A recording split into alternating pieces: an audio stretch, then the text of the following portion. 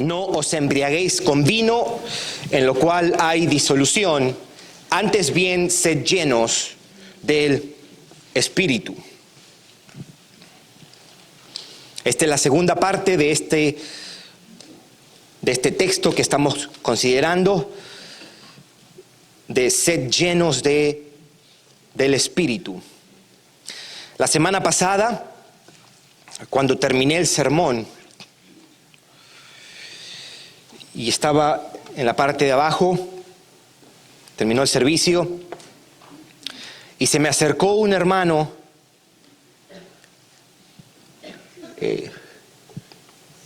preocupado, cargado, pero en el buen sentido de la palabra, y me dijo: ok, tenemos que ser llenos del Espíritu, entiendo. Y él me dijo: ¿y cómo se hace eso?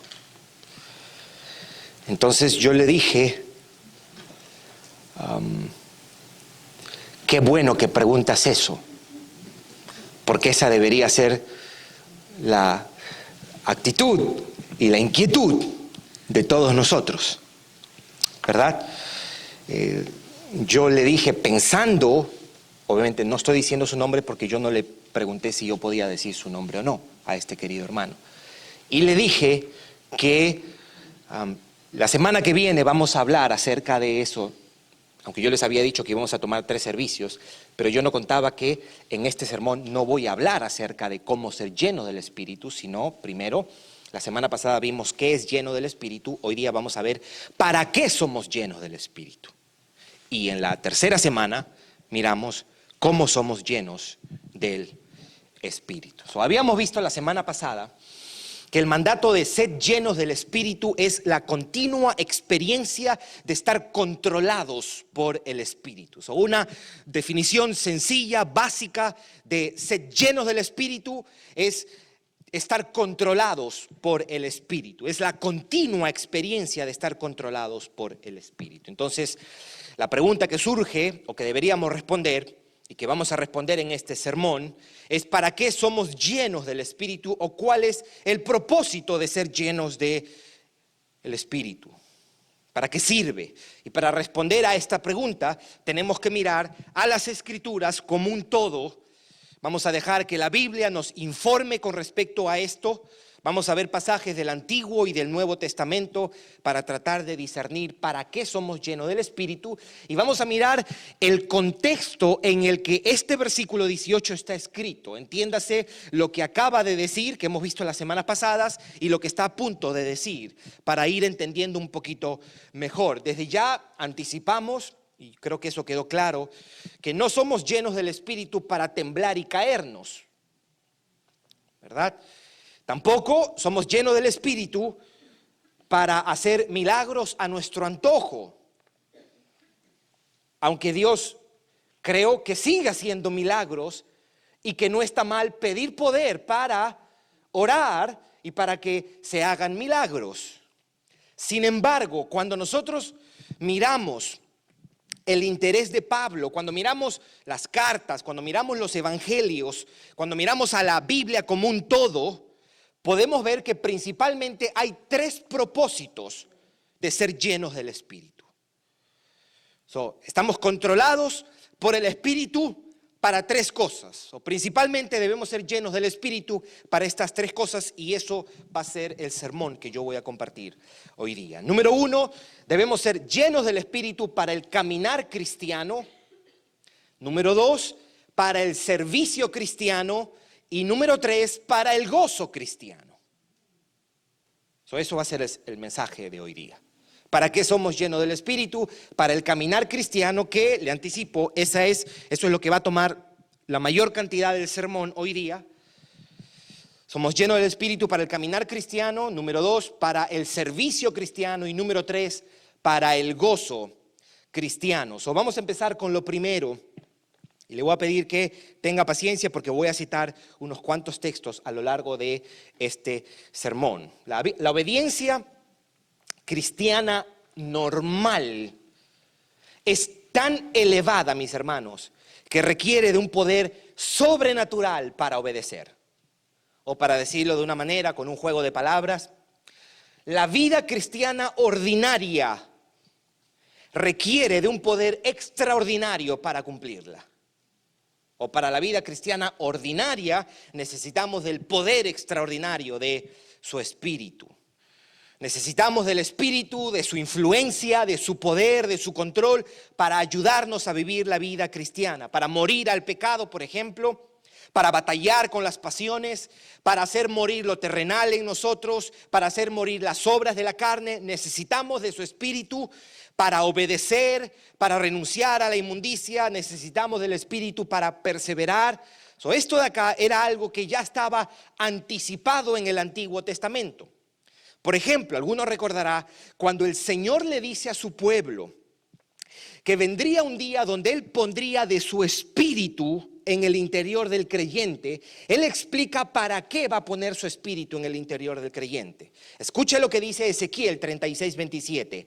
Y pondré dentro de vosotros mi Espíritu, dice el Señor, y haré que andéis en mis estatutos, guardéis mis mandamientos y los pongáis por obra.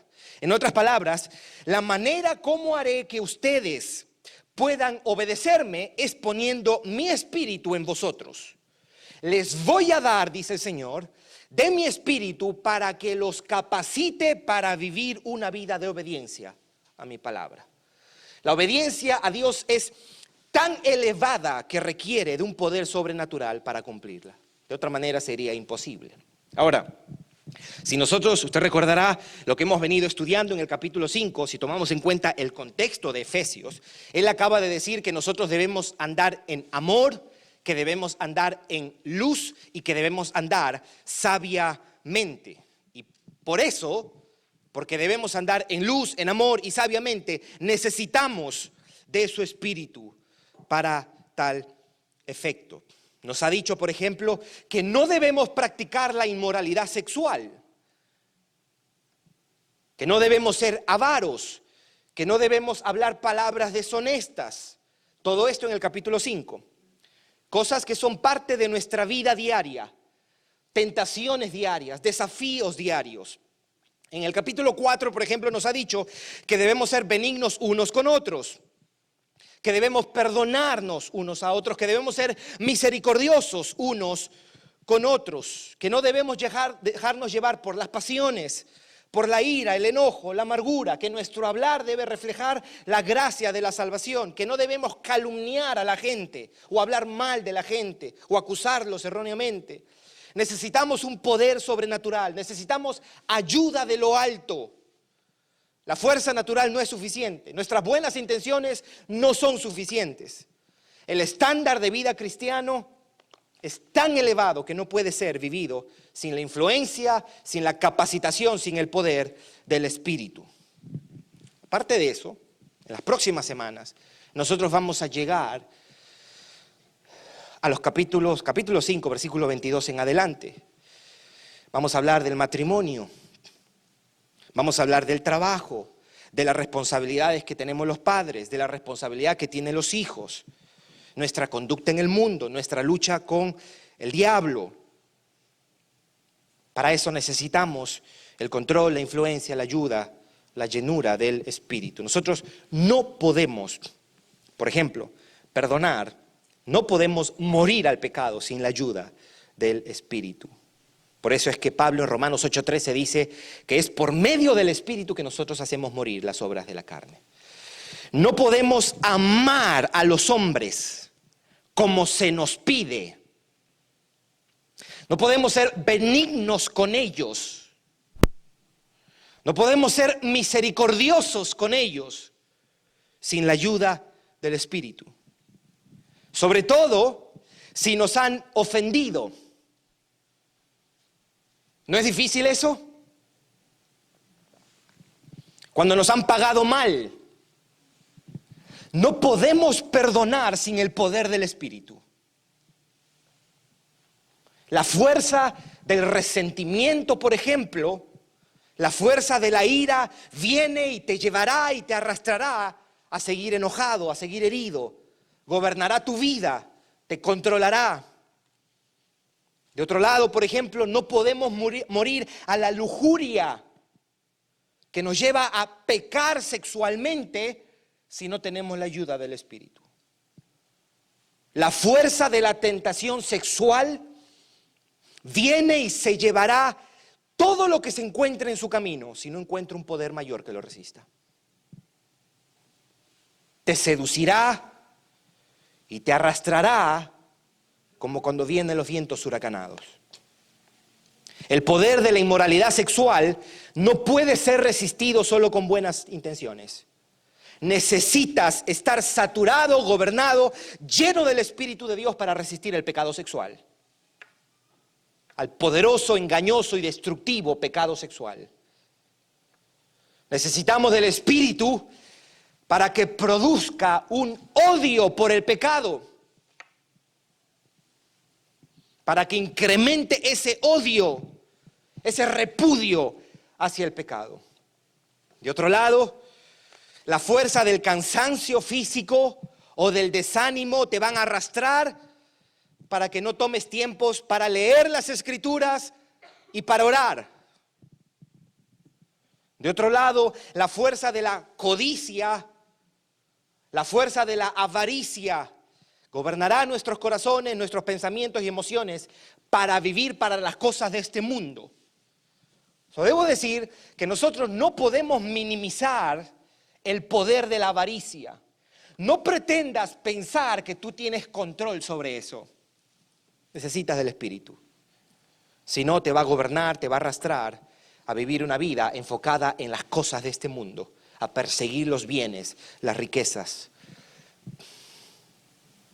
La fuerza de la vanidad, del orgullo, de la arrogancia, el egoísmo, no pueden ser resistidos sino por la constante, poderosa y creciente influencia del Espíritu. Es por eso que Pablo llama a la vida cristiana andad en el Espíritu o el vivir en el Espíritu, contrario a vivir en la carne, porque es una vida que está dirigida por el Espíritu, que está guiada por el Espíritu, fortalecida por el Espíritu, capacitada por el Espíritu. Es más, cuando usted lee Colosenses 1, 11 al 12, Pablo está orando a Dios por los colosenses y él les pide que sean llenos del poder de Dios para toda paciencia y longanimidad, o para que tengan paciencia y templanza. O sea, que el Espíritu los llene y que les dé poder, por ejemplo, para que tengan paciencia con los hijos, con la esposa, con el esposo, con los hermanos insoportables, con los jefes insoportables, con los empleados insoportables. Pero también para ser pacientes en medio de la aflicción, de la prueba. ¿Cuánto necesitamos, mis hermanos, la llenura de su Espíritu? ¿Cuán débiles somos sin su ayuda? Es una bendición que Dios nos muestre cuán débiles somos, cuán frágiles somos, cuán pecadores somos, cuán vasos de barro somos. Es una gran bendición que Dios te permita poco a poco descubrir tu corazón. Y que nos alarmemos y digamos, yo soy eso, y usted diga, sí, yo soy eso. Eso es exactamente lo que soy. Y solo así usted va a mirar al Espíritu como la única esperanza que usted tiene. ¿Cuánto necesitas del Espíritu para amar a tu cónyuge?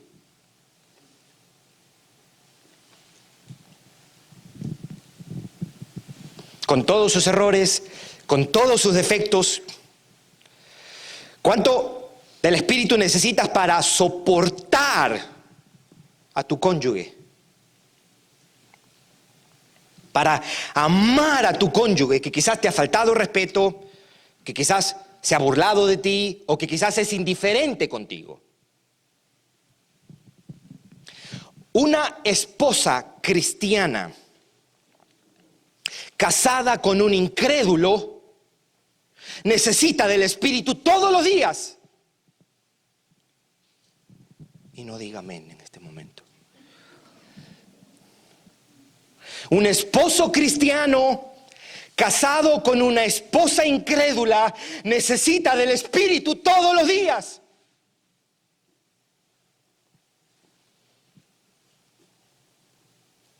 Y también si el matrimonio es de ambos son creyentes.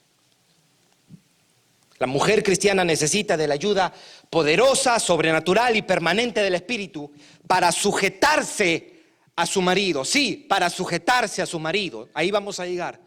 No se preocupe. Vamos a llegar. Sujetarme yo, yes, necesitas el Espíritu. El hombre cristiano necesita de la ayuda poderosa, sobrenatural y constante del Espíritu para amar a su esposa, para sostenerla, para cuidarla, como Cristo amó a su iglesia. En Perú tenemos un refrán: cuando algo es fácil, decimos eso es papayita.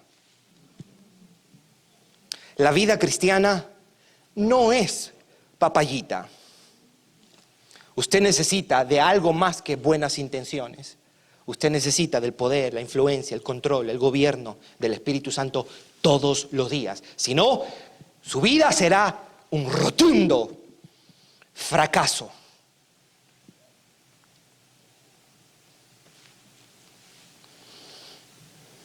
¿Cuánto necesita del Espíritu papá y mamá para educar a sus hijos? ¿No? Cuando los hijos se rebelan, o cuando los pequeñitos no se quieren someter, y ya desde temprana edad están dando muestras de que vienen de Adán. Aquellos que niegan de que el hombre está completamente depravado desde que nace, mira a un pequeñito de 1 año y usted va a ver y va a corroborar que lo que dice la Biblia es cierto. ¿Cuánto del Espíritu necesitamos, papá y mamá, para educar, criar? Y yo quiero que preste atención a esto, lo que yo voy a decir. Discipular y pastorear a tus hijos. Papá, tú eres el primer pastor de tus hijos. Mamá, usted discipula a sus hijos. Necesitamos del Espíritu para enseñarle la palabra, para corregirlos, para sentarlos, hablarles, razonar con ellos, explicarles que es su corazón lo que está inclinado al mal, por eso se portan de esa manera y que necesitan de Cristo para que les dé el poder y la gracia para que obedezcan. Y no solamente te dije que te metas a tu cuarto y no salgas, no, eso es fácil. Es apagar la tele y decir, ven para acá, media hora con él o con ella, y orar con ellos, y abrir la Biblia y orar juntos. Necesitamos del Espíritu. ¿Cuánto necesita un joven del Espíritu? Especialmente si ha sido cautivado por las cosas de este mundo, enamorado de las cosas de este mundo. ¿Cuánto necesita un joven del Espíritu para ver que Cristo es más glorioso que el entretenimiento de este mundo? O para batallar con su pecado y para no rendirse a sus pasiones pecaminosas. Eso es lo primero. Necesitamos la llenura de su Espíritu para caminar la vida cristiana normal, para la obediencia diaria. Lo necesitamos para el día a día, para la vida cristiana ordinaria. Necesitamos de la ayuda extraordinaria de su Espíritu, como dije hace un momento.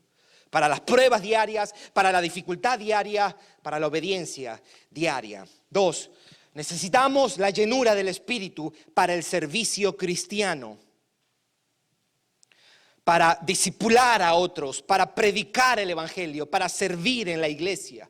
Y en el Antiguo Testamento hay muchas referencias, quiero citar 2 de ellas solamente, algunas probablemente usted la conoce.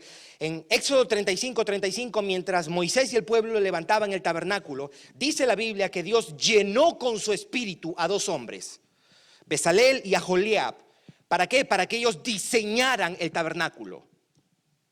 Su espíritu vino para que a ellos le diera el poder para diseñar el tabernáculo que Dios les había mandado a construir. El otro ejemplo es Zorobabel. Zorobabel fue quien reconstruye el templo.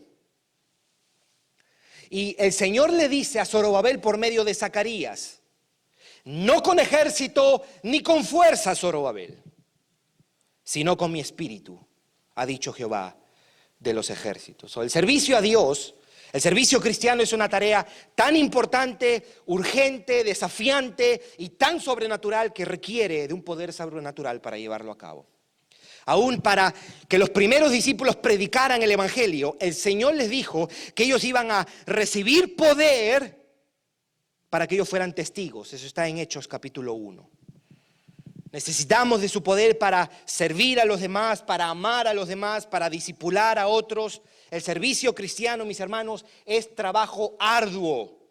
Requiere esfuerzo, requiere compromiso, dedicación, pero por sobre todas las cosas requiere de la influencia, el poder, el control del Espíritu. No solamente para hacerlo bien, sino también para no rendirse y no desmayar.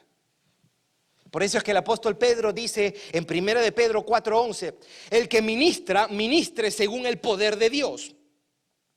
Queriendo decir, para servir necesitas del Espíritu de Dios. Necesitas de su poder, necesitas de su influencia, necesitas del suministro del Espíritu. Todo pastor necesita de la influencia y el poder y la llenura del Espíritu para hacer una tarea tan sobrenatural como el pastorado. Te vas a cansar en el servicio a Dios. Te vas a cargar en el servicio a Dios. Te vas a desgastar, te vas a frustrar, te vas a desanimar en el servicio a Dios. Por ejemplo, si usted es un encargado de grupo, usted se va a frustrar y se va a cansar. Si eres un maestro en la escuela de los niños, si eres un músico, si eres un anfitrión, si eres un misionero, si eres un pastor, un diácono, te vas a agotar, te vas a cansar. Necesitas de su espíritu. Ahora, uno se cansa y ese cansancio nos puede también traer luz con respecto a dos cosas. Hay veces el cansancio extremo es una evidencia que estamos dependiendo únicamente de nuestras fuerzas. Que estamos haciendo todo en nuestras fuerzas, pero el cansancio también es evidencia de nuestra fragilidad. Es como un recordatorio de nuestra debilidad, de nuestra vulnerabilidad, un recordatorio de que no podemos hacer nada sin su espíritu.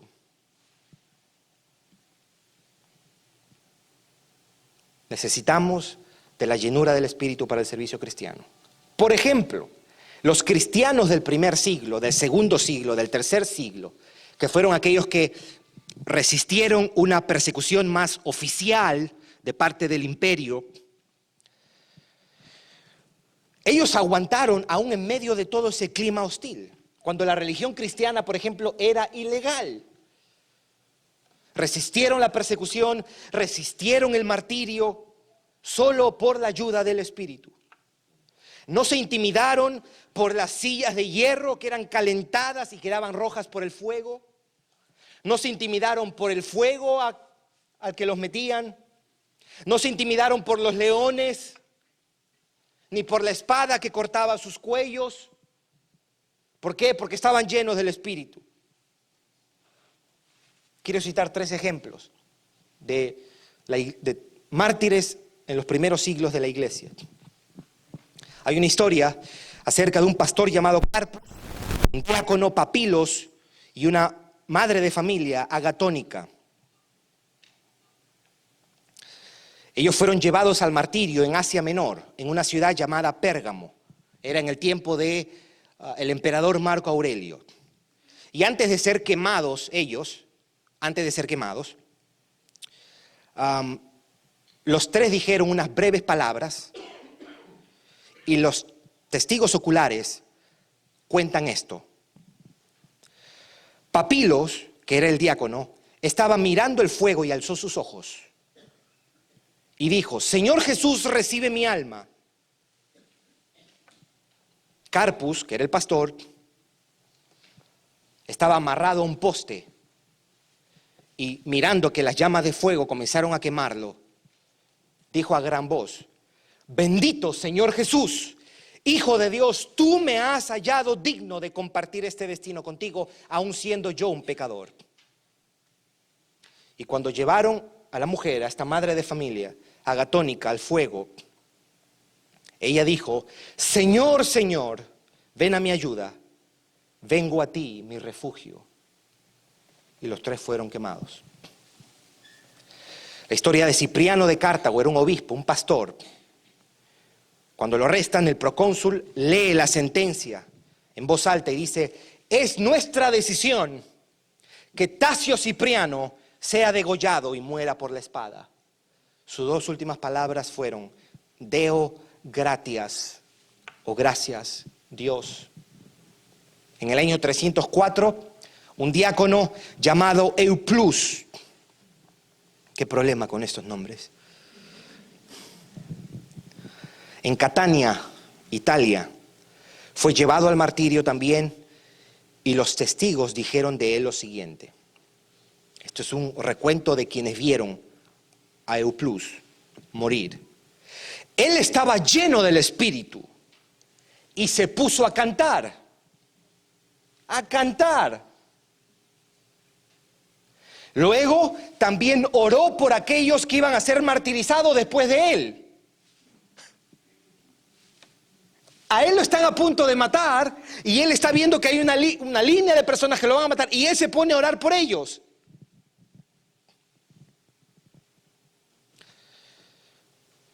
Dice, levantó las manos al cielo y oró. Gracias, Señor, tu fortaleza ha sido mi consuelo y no has permitido que mi alma perezca con los impíos. Y le dice al Señor: ahora termina lo que has empezado en mí. Y finalmente, dicen los testigos, miró a la gente, se lo estaban llevando, le iban a cortar el cuello, miró a la gente y les comenzó a predicar. Y les dicen: escuchen, mis hermanos, oren a Dios y témanle.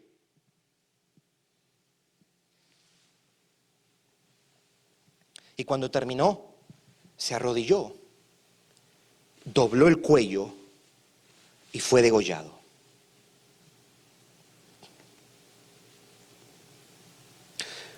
Solo con un poder sobrenatural puedes enfrentar esto de la manera que lo enfrentaron. Ellos solo pudieron resistir en los momentos más duros, ante el eminente martirio, porque debo recordarles que en muchos casos ellos se libraban de esto diciendo: Jesús no es el Señor.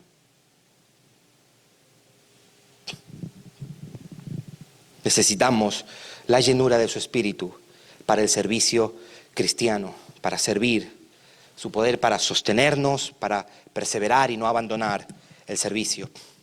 Y 3, número 1, necesitamos la llenura de su Espíritu para la obediencia cristiana, el caminar cristiano. Número 2, para el servicio cristiano. Y número 3, para el gozo cristiano. Ahora, ¿por qué es importante este aspecto de la llenura del Espíritu? ¿O por qué debemos decir que la llenura del Espíritu también sirve para el gozo cristiano? ¿Qué tiene que hacer el gozo cristiano con la llenura del Espíritu? Y la relación es que la llenura que tenemos del Espíritu y el gozo es que la influencia y el control del Espíritu en el creyente producen gozo. Producen una obediencia gozosa y un servicio gozoso. La obediencia cristiana y el servicio cristiano deben ser hechos con todo el corazón, ¿verdad? Con gozo, con alegría, con satisfacción y con deleite. La obediencia cristiana y el servicio cristiano deben ser hechos con gozo. Y el Espíritu es el único quien produce esa obediencia gozosa y ese servicio gozoso. Por eso necesitamos la llenura del Espíritu. Por ejemplo, usted recordará Juan 7, el efecto del Espíritu en la vida del creyente. Jesús la simboliza como los ríos de agua viva. Esto está en Juan 7. Ríos de agua viva expresan el vigor, la vida, la vitalidad, el deleite, la satisfacción que produce el Espíritu. El desánimo, la amargura, la falta de gozo, la falta de motivación, la monotonía no son congruentes con el efecto del Espíritu. no están en armonía con el efecto del Espíritu. Y esto también lo encontramos en el Antiguo Testamento. Por ejemplo, usted recordará que después que David pecó con Betsabé, él le dice en el Salmo 51, no me quites tu Santo Espíritu, devuélveme el gozo de tu salvación. ¿Se acuerda del Salmo 51? Eso es, devuélveme tu espíritu, porque Él es quien me da el gozo. Devuélveme el espíritu y devuélveme el gozo, porque es el espíritu la fuente de gozo en la vida del creyente. Hay otro texto en el Antiguo Testamento, un salmo, probablemente muchos de ustedes lo conocen, el Salmo 16:11. En tu presencia, ¿hay qué? Hay plenitud ¿de qué? De gozo y delicias a tu diestra para siempre.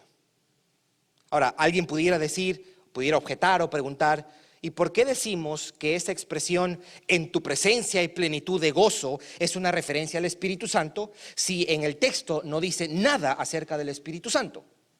Y la respuesta es porque Pedro, en su primer sermón en Hechos 2, él usa el Salmo 16, versículo 11, para explicar que el gozo que tenían los creyentes no era por el vino, sino era producido por el Espíritu. Ellos habían sido llenados con el Espíritu, por eso estaban gozosos. En tu presencia hay plenitud de gozo y delicias a tu diestra. Él explica que el gozo que los cristianos tenían era en cumplimiento de una promesa que Dios había hecho, que le enviaría su Espíritu sobre los suyos. Necesitamos de la llenura del Espíritu, de una mayor conciencia, influencia del Espíritu en nosotros para poder experimentar en mayor medida el gozo de la salvación, para regocijarnos permanentemente por el perdón de nuestros pecados, por la salvación de nuestras almas. La comunión con Dios es el Espíritu que nos llena del gozo cristiano. Un texto más quiero citar. En Hechos 13:52, Lucas dice lo siguiente: y los discípulos estaban continuamente llenos de gozo y del Espíritu. Hechos 13:52, y los discípulos estaban continuamente llenos de gozo y del Espíritu Santo. Entonces, esto se puede leer de dos maneras. Estas son las dos maneras que uno pudiera leer este versículo de estaban llenos de gozo y del Espíritu. La primera es como que estaban llenos de gozo, uno, y que aparte de eso estaban llenos del Espíritu, como si fuesen dos cosas distintas. Esa es una manera que uno lo pudiera leer. O puede leerse como que estaban llenos del Espíritu y la evidencia de eso era el gozo. Yo creo que esa es la manera más viable de interpretarlo. Está hablando de la misma experiencia, la misma cosa. Estaban llenos de gozo porque estaban llenos del Espíritu. O estaban llenos del Espíritu y la prueba de eso era que tenían constantemente gozo. Necesitamos la llenura del Espíritu para el gozo cristiano, para experimentar el gozo que solo Él produce. Quiero citar unos cuantos textos más aquí antes de concluir. Dice la Biblia, deleítate a sí mismo en Jehová. ¿Se acuerda? Deleítate a sí mismo en Jehová. Ese deleitarse solamente es gracias al poder del Espíritu. O el Salmo 1, que en la ley de Jehová está su delicia. En la ley de Jehová está su delicia. El hombre justo tiene en la ley su delicia. La palabra de Dios es delicia, es deleite. No solamente para leerlo, sí, para leerlo también incluye, pero es para entenderlo, sujetarse, ponerse bajo su autoridad, dejarse moldear, influenciar. Dice, tiene deleite en su ley y solo eso es posible por la ayuda y el ministerio del Espíritu Santo. Gustad y ved que bueno es Jehová. Ese gustar y saborear a Dios es solo hecho por su Espíritu. Tú nunca vas a saborear de Dios sin la llenura del Espíritu. ¿Se acuerda? Filipenses 2:2-13 dice, ocupaos de vuestra salvación con temor y temblor. Y después dice el versículo 13, porque Él es quien produce el querer como el hacer por su buena voluntad. ¿Cómo lo produce? Por medio de su Espíritu. Quiero concluir con esto. ¿Cómo lo hace el Espíritu Santo? ¿Qué hace? Bueno, dentro de las operaciones del Espíritu Santo, pudiéramos decir por lo menos esto. Nos da iluminación de su palabra, abre nuestros ojos para ver a Cristo, nos da discernimiento, porque el Espíritu Santo es el que está santificando a la iglesia. Desde el día de tu conversión se empezó un proceso que Pablo llama, y los autores de la Biblia llaman la santificación. El autor de la santificación es Dios, el Espíritu Santo. Él te está santificando. El Espíritu nos da convicción de pecado, de acuerdo a Juan 16:8. El Espíritu nos muestra a Cristo, de acuerdo a Juan 15:26. Y de acuerdo a Juan 16:14. El Espíritu trae luz, trae claridad, trae entendimiento para que conozcamos, entendamos y sepamos quién es Cristo. Por eso nosotros debemos correr a Él. Corramos al Espíritu cada día, mis hermanos. El Espíritu no solamente es el dador de la vida, el Espíritu es el sustentador de esa vida. Nosotros no podemos vivir desconectados o distanciados de esa fuente de poder, de vida, de verdad.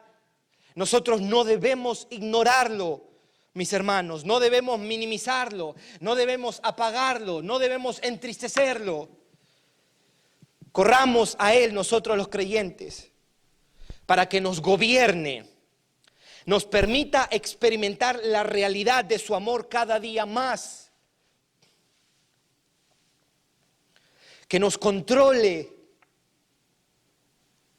que su Espíritu nos controle, que nos gobierne, que nos impulse, que nos anime, que produzca en nosotros anhelo por la virtud, deseo por la santidad,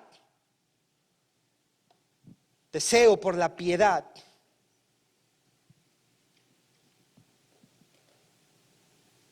Que Él nos dé gusto por las cosas celestiales.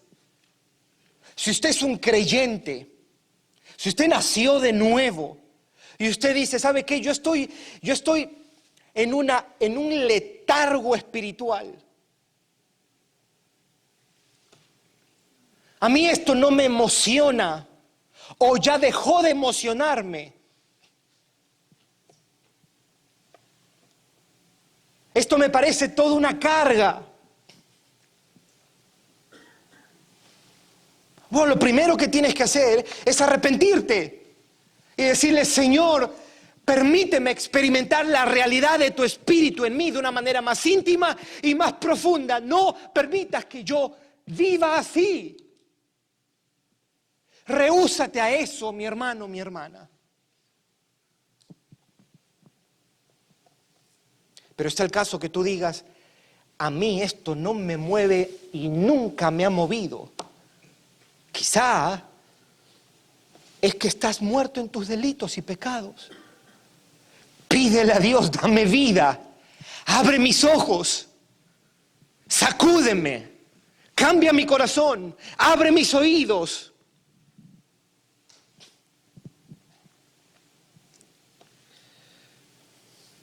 Puedes correr a Él. Que Él despierte un amor y un gusto por su palabra. Mientras lee su palabra. Sí, porque no es, Señor, dame gusto por tu palabra. Y cuando me des eso, entonces yo leo tu palabra. No. No. Dios va a despertar gusto por su palabra mientras lees su palabra. Qué fácil, ¿no?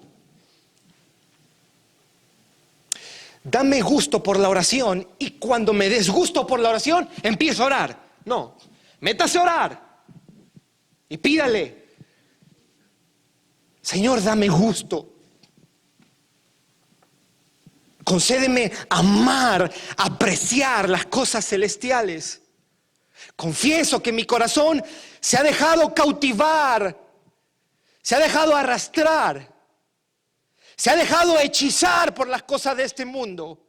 Y necesito que tú me liberes, que tu poder me controle, me gobierne. No quiero vivir la vida cristiana de esta manera.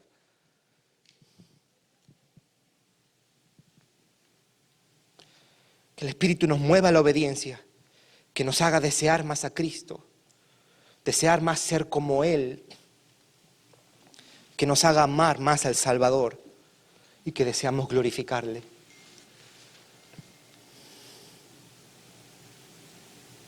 Amén.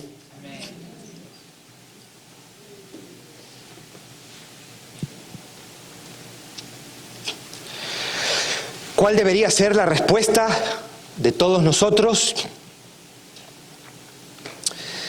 La respuesta debería ser: ¿y cómo?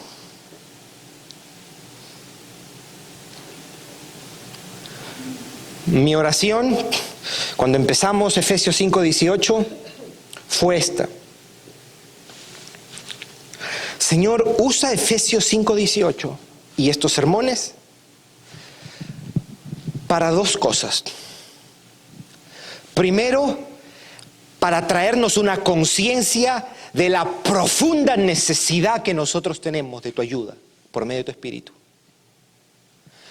Produce por medio de tu palabra una noción, una convicción, una conciencia de que sin su Espíritu no vamos a ninguna parte.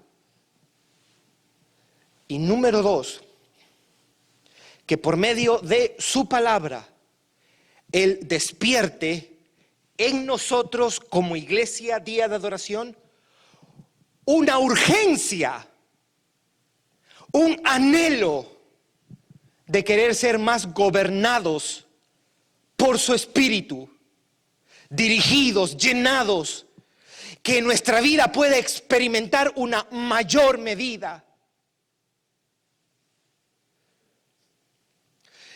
Y si estos dos sermones no han producido eso en ti, yo te exhorto, mi hermano, mi hermana, que tú le puedas pedir eso a Dios. Hazme consciente de la necesidad que tengo de tu Espíritu y pon en mí un anhelo por querer ser lleno de tu Espíritu. Jovencito,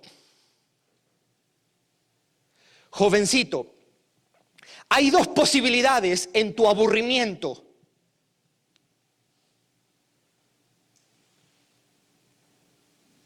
Número uno, quizás estás muerto en tus delitos y pecados y no ves y no entiendes la realidad espiritual. Eso es una probabilidad.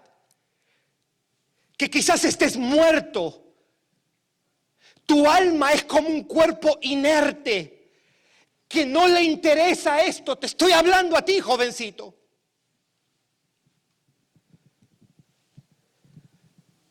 Arrepiéntete de tus pecados y pon tu confianza en Jesucristo. La otra opción, si eres un creyente, no vivas así. No vivas así.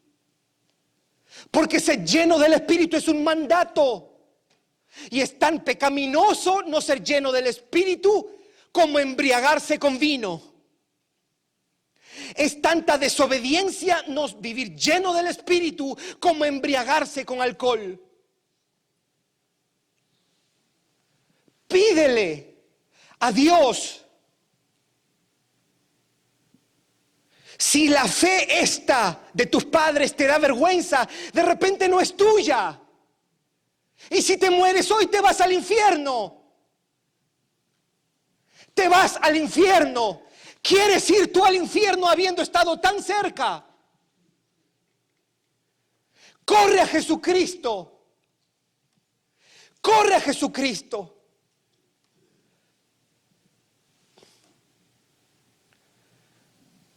No os dejaré huérfanos, dijo Él. Te enviaré otro consolador. Va a estar contigo. Para lo que yo te pido. Para la obediencia que te pido. Para el deleite que te pido. Para el servicio que te pido. Para la santidad y la piedad que te pido. No estás solo, te he enviado mi Espíritu. Sé lleno de Él. Que Él te controle y Él te influencie. Joven, adulto, niño, anciano, necesitamos de su Espíritu.